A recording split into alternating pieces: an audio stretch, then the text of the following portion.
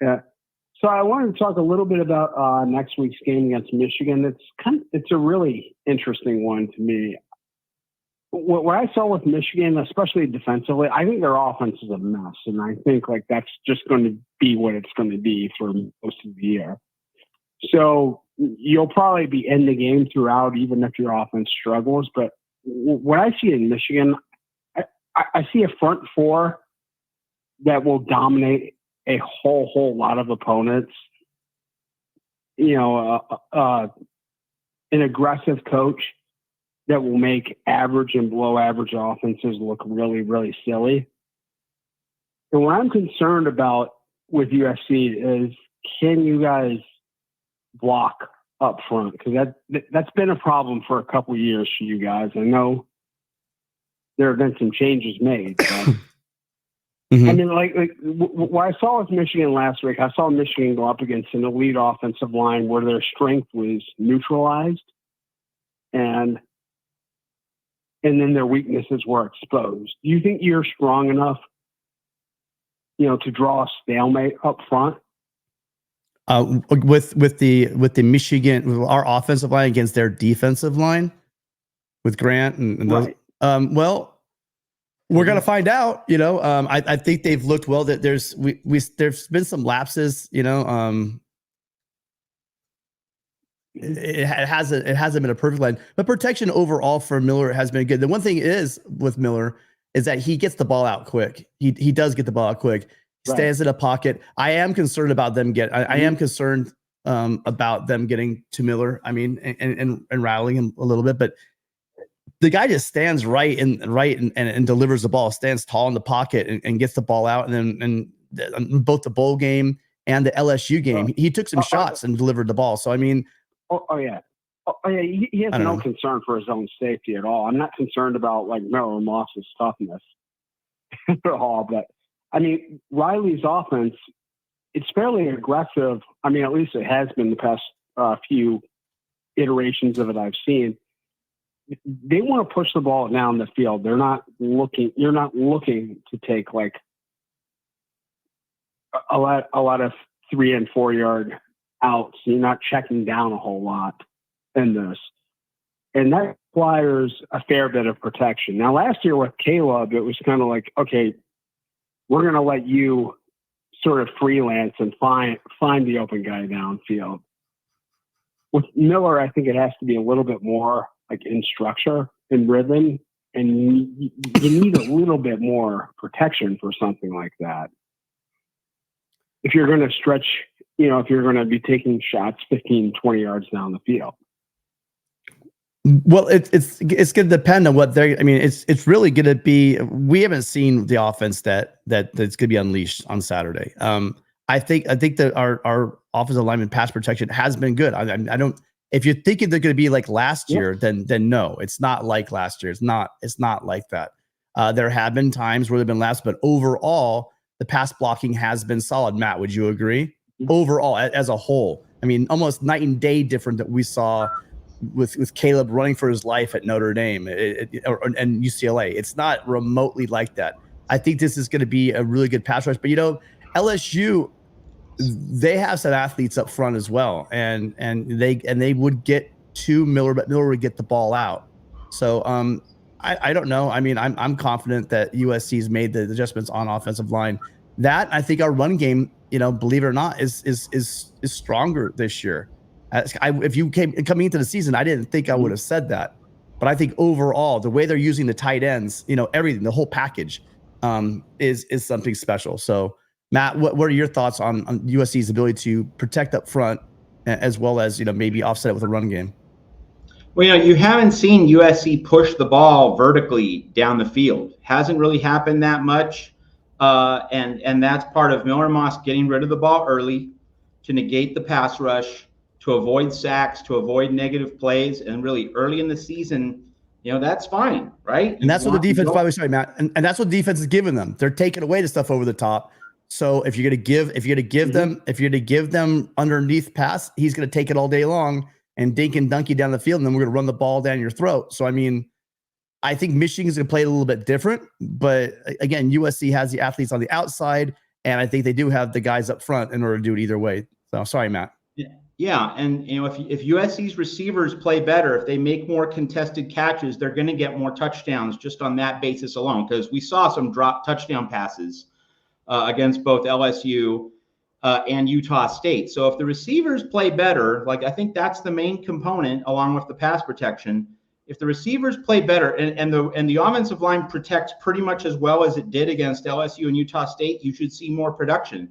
The other part of this is that, I know you want to get 7 instead of 3, but also like a 5-minute 70-yard field goal drive to start the game against Michigan. That's okay, right? You get some points on the board. You immediately put some pressure on the Michigan offense. And, if you assume that the USC defense is going to do its job, limit Michigan to 10, 13 points, hey, you want 7 instead of 3, but this could be a game where just banking some field goals, maybe USC gets like a 9-0 lead midway through the second quarter. That might be enough. And I mean, would we all love it? Would we all love it if USC got some splash plays and hit some home runs against Michigan? Yes. But it could be like that Auburn game in 2003. That was 23-0. USC didn't load up on touchdowns, but, did score when it had opportunities to do so, and the defense did the rest. So, I think part of the discussion here is, will a USC opponent be able to land some big blows against the defense?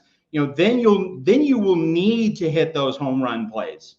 But we haven't gotten to that scenario yet.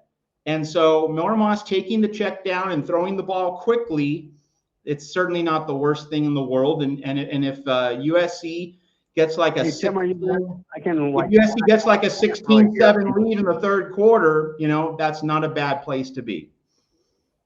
Right. Matt, I think people are actually having a hard time hearing you. I'm hearing you loud and clear, but I don't think the caller's able to hear you, which is interesting. It says Matt was just talking. It's unfortunate. Yeah. Okay.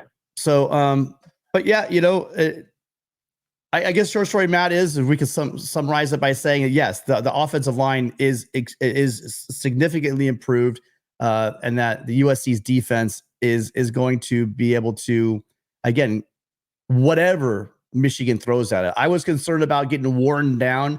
Well, if LSU wasn't able to wear us down with their run game, I'm not particularly concerned about the offensive line in Ann Arbor. So, and again, it is like the chat said, it's pretty interesting. It's a shame that all the people that were here in our chat for the first 3 weeks telling us how, well, you guys are pretty good. If you do it better, but wait till you come see Michigan. All those people that were in our chat literally for 3 weeks, gone.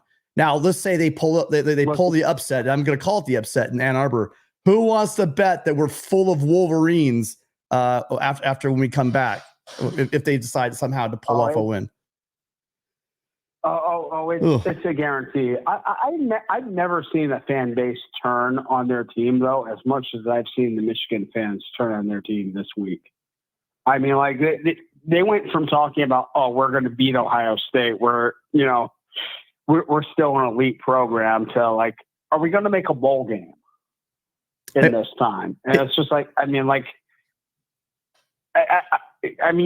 we're not all drinking the Flint water here, are we? I mean, it's like we are not.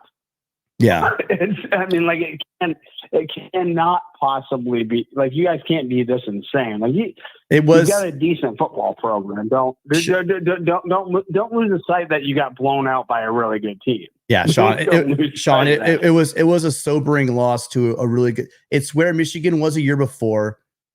A lot of fan bases. I kind of said it in the offseason. I thought they'd be a heck of a lot better than they are right now. But to lose your entire coaching staff and think you're just going to cobble it together, of course, and then to lose, JJ, who's probably the best quarterback you've had in for God knows how long. But here's what I'm going to say, both as an Ohio State fan, real quick, Sean, one thing I say to you, how do Michigan and Ohio State end up with no quality quarterbacks? And when I say quality, I mean like a guy that's going to, in the game, in a playoff game, that's going to lead your team. Because let's face it, you need elite quarterbacks in order to win playoff games. You just do. And Will Howard is a good quarterback. But how do you guys how do programs like that end up with like literally no elite quarterback? How does that happen? Well, I mean, Well, for one, it's just, kind of a misevaluation on one guy with Kyle McCord. Kind of the program was sort of set for him to take over. But you guys got tons of 5-star quarterbacks that you guys are stacking there. Is it a development thing? What's going on? Well, but they're all young. We've got 2 true freshman 5-star quarterbacks, and we've got another one coming in next year. We'll see if any of them turn out to be anything, but the future is good at that position in Columbus. It's just you make one thing is like you evaluate. If you bring in a 5-star guy, you're probably not going to be able to bring in a 5-star guy the next year because that guy is probably think he's not going to play. My bad. I need the short answer. I need the short answer, not the long answer, because otherwise the Trojan fans are all going to bail. But okay, so you're saying it was a misdial. It was a misdial. It was a misdial on McCord's. What you're saying? Here's the thing. Yeah, like a little bit of a misevaluation on McCord. And I'm honestly all in on Will Howard this year. I think he can be like one of those gamer kind of quarterbacks. Maybe not the most elite talents in the world, but super intangibles. Tough guy, great leader. He can be like that Danny Werfel, Jacob Coker. Type of guy that can win a title for us. I really believe that. Well, Sean, thanks for calling. We got to wrap up the show, but thank you for calling in. No, I appreciate your time so much, and I hope to be able to hear Matt better next time because I always respect and appreciate what he has to say. We got to get that figured out. Appreciate you, Sean. Thank you so much. Good luck to you guys, unless we see you guys in the championship game. Fight on. All right, take care, man.